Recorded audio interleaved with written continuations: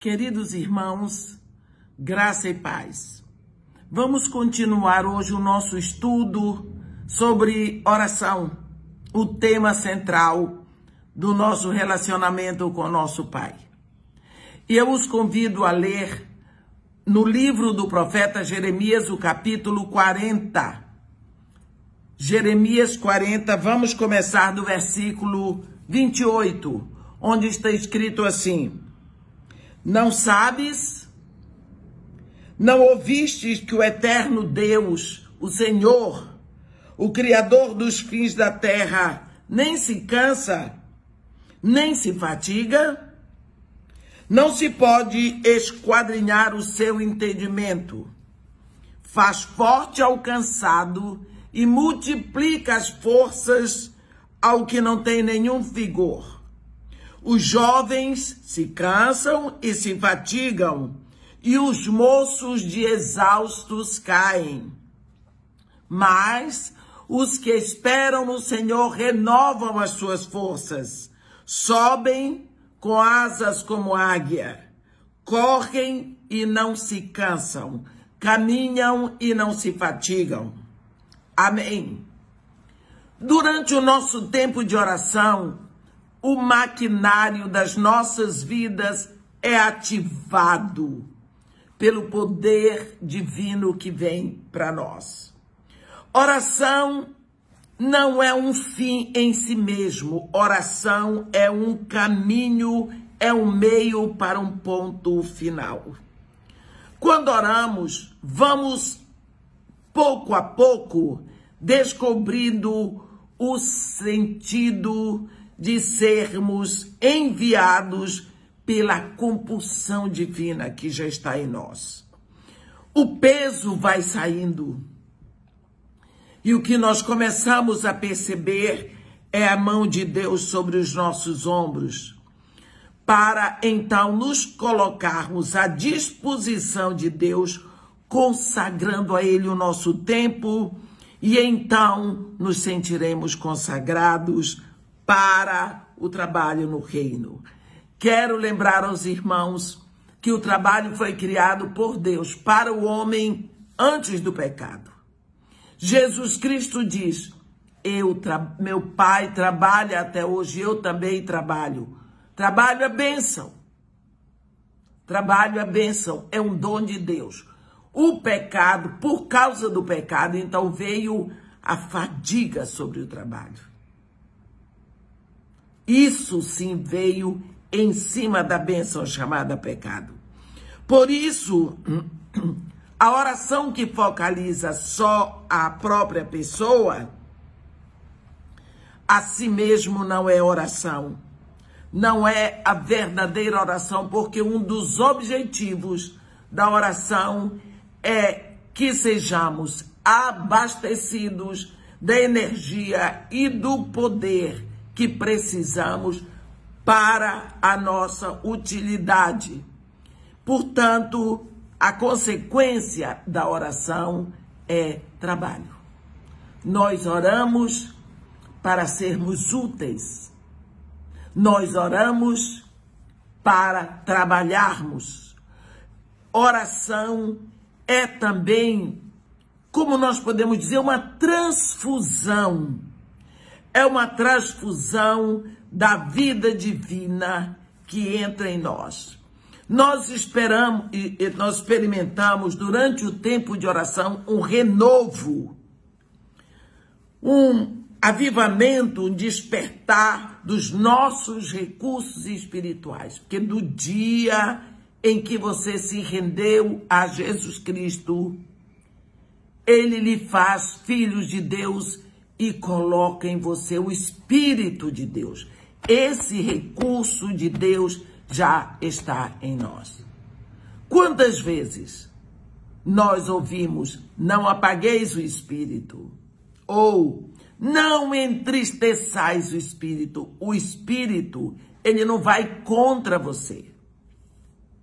Ele quer ser convidado a atuar, para que ele possa lhe encher. O desejo do Espírito é que você seja uma pessoa cheia dele. Quantas vezes nós vimos Paulo cheio do Espírito, Estevão cheio do Espírito, João cheio do Espírito, Pedro. Por quê? Porque eles permitiam ser dirigidos pelo Espírito, cheios desse poder que já está em nós.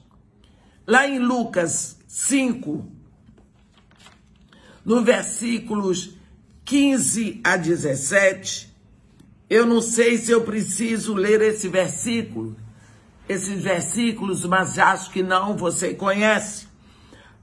Nós vemos Jesus sair do meio do povo para orar. Ele ia orar, ele recebia o abastecimento, ele recebia a transfusão. E depois, cheio dessa transfusão divina, ele vinha para o povo. Nós fazemos o contrário. Nós vamos para o povo sem orar. Lá no versículo 17 de Lucas 5, nós vemos escrito assim: e o poder do Senhor estava com ele para curar. É isso. Um outro aspecto que nós podemos ver na oração é o aspecto de revisão. Depois que nós já estamos nos alinhando, buscando a Deus, que nós nos colocamos diante de Deus à disposição, reconhecendo a necessidade que nós temos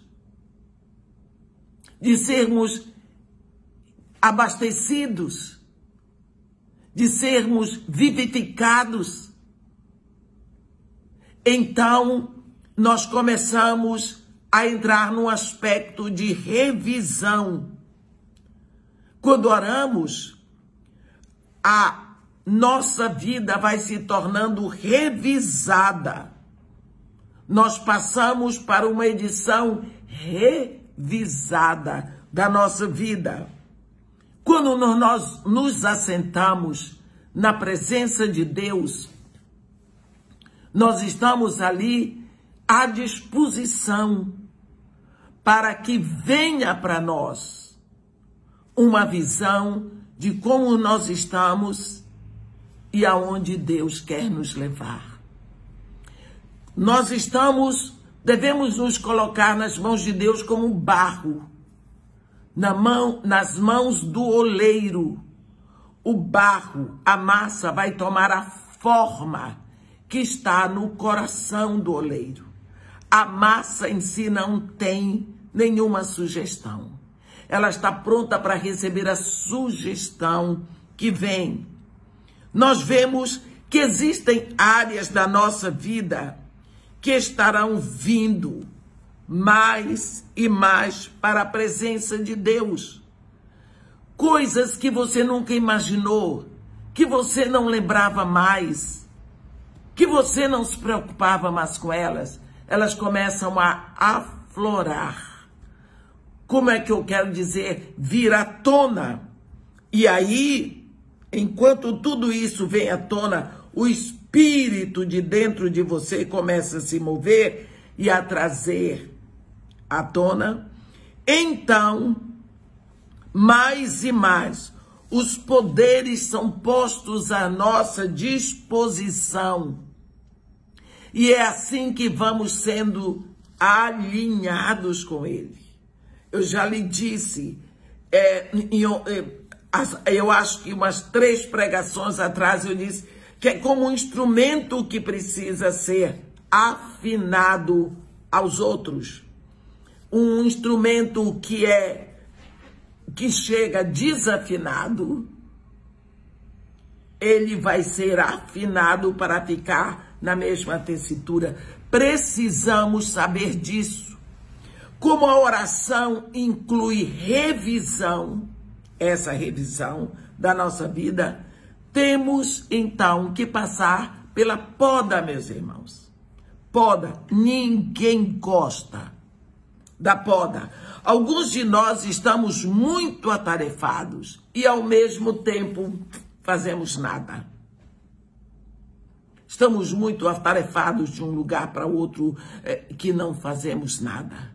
Oração traz o que é importante para o centro da nossa atenção e tira aquilo que ocupava o centro, roubando o lugar de Deus para fora, para o lado.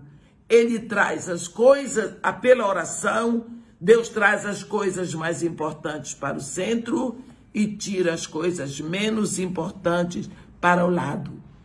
E assim que permitimos a Deus o direito que ele tem de cortar os galhos parasitas da nossa vida e lançar fora, enquanto ele poda com amor os galhos frutíferos. Nós lembramos bem da parábola que Jesus conta em João 15, quando ele diz, não é um ensinamento, ele diz, eu sou a videira verdadeira, vós sois os ramos, o meu pai é o agricultor. Pronto. Então, você observa que a videira produz fruto nos galhos. Os galhos é que produzem. A videira é o canal da seiva. Ela tira do solo a seiva e o alimento transfere para os galhos. Os galhos é que vão produzir o fruto, mas o agricultor, quando ele planta uma videira, ele está interessado nos frutos, ele está interessado numa colheita abundante. Todo agricultor, meu irmão, ele planta pensando na colheita. E quanto mais frutos, melhor a colheita, mais alegria, mais honra, mais prazer para o agricultor.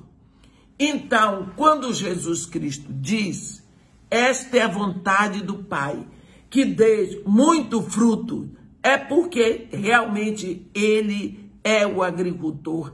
Ele quer que nós produzamos frutos. Então, assim como o agricultor cuida dos ramos, porque os ramos é que produzem os frutos, Deus, o Pai, vai cuidar de nós, porque é nós que vamos produzir frutos. E quando nós não estamos produzindo, nós somos galhos infrutíferos. Ele diz, todo ramo, Jesus Cristo diz lá em João 15, todo ramo que estando em mim não dá fruto, meu Pai corta. Viu? Você que diz uma vez salvo, salvo para sempre. Ele corta. Mas tem aqueles galhos que dão fruto. Então, nesses aí, o Pai vai investir. Então, o que ele faz? Ele poda para que deem mais fruto ainda. A poda não é algo agradável. Ninguém quer ser podado. Mas é a forma que o agricultor tem de levar o galho a produzir mais. Se você já viu um jardineiro podando o jardim, ele não vai com uma foice. Corta, vai jogando fora. Não, ele vai com uma tesoura. Ele toma o ramo de um galho de roseira e ele põe na mão assim e ele corta aqui, ele corta ali, corta acolá. Enquanto ele está podando, ele está imaginando o poder de vida que vai surgir ali dentro. Ele começa a imaginar um monte de flores que ele vai ver daqui a pouco. Então ele corta. Depois que o jardineiro podou o jardim, você olha para o jardim, é horrível. São aqueles talos assim, mas depois da primeira chuva, começa a brotar vida, começa a brotar botões tremendos, lindos, e daqui a pouco aquele jardim é um sonho, é um primor, porque houve poda. mas o jardineiro só poda os galhos que são produtivos. Os improdutivos ficam lá roubando a seiva. Ele corta e joga fora. A seiva será aproveitada para os galhos que produzem.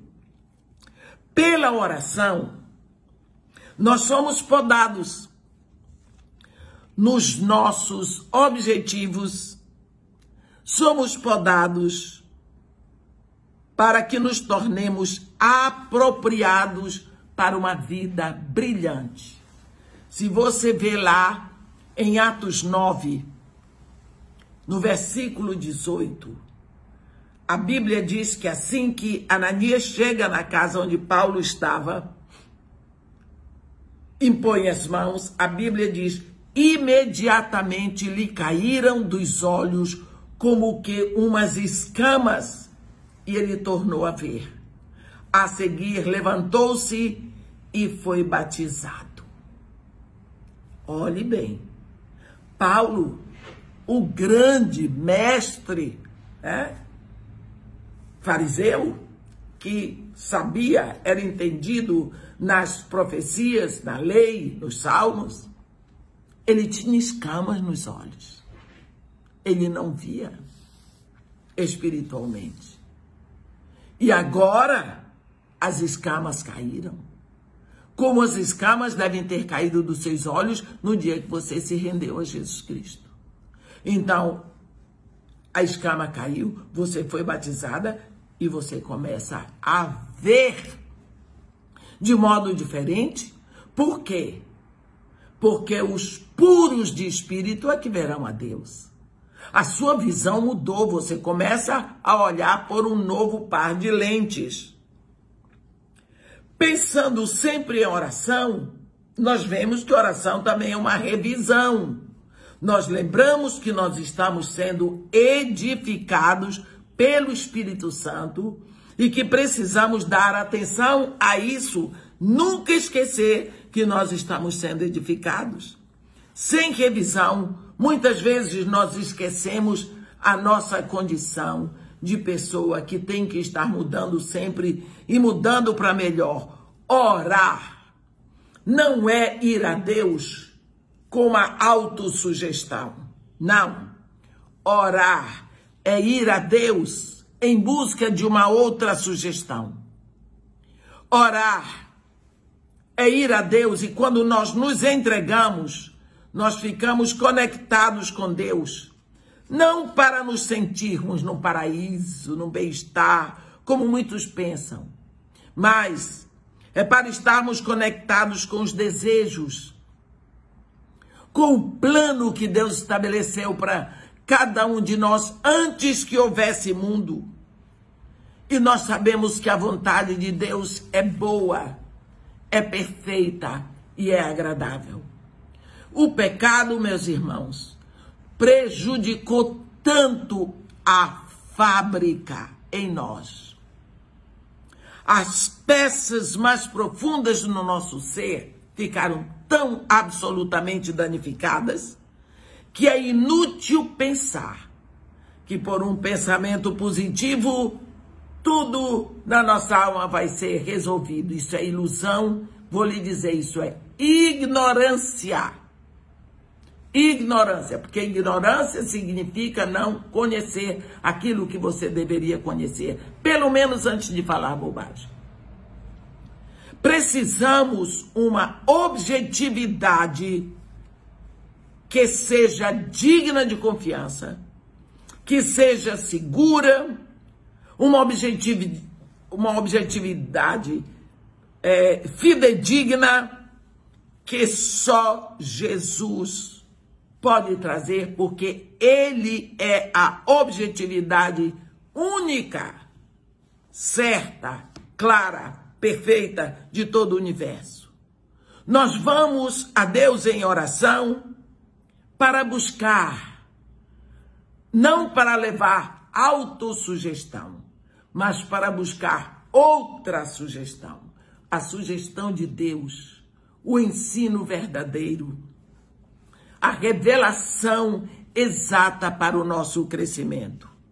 Ateus e agnósticos podem dizer, como eles dizem, que a oração é o eco da nossa própria voz, como autossugestão. Mas nós sabemos que quando vamos orar, nos prostramos diante de Deus em oração para buscar dele a sugestão dele, o ensino dele, o amor, o fortalecimento dele para as nossas vidas. Então, meus irmãos, a oração é a busca da vontade de Deus, do esclarecimento de Deus, do fortalecimento de Deus para nós. A oração nos alinha com a vontade de Deus. A oração é também uma transfusão do poder de Deus para nós. É uma transfusão de vida de Deus para nós. É como se houvesse uma mangueira dessas de jardim.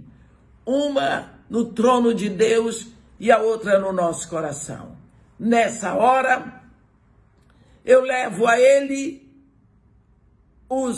as minhas inquisições, minhas perguntas, minhas preocupações, e ele traz para nós a revelação de tudo o que ele tem. É um constante, enquanto eu estou em oração, há um constante fluir direto do meu coração para o trono de Deus, do coração de Deus para mim.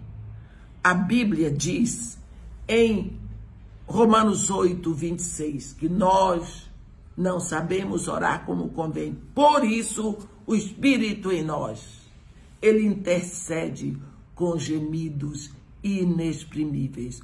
O Espírito começa a gemer, levando a Deus aquilo que eu não sei expressar, mas que está na minha confusão.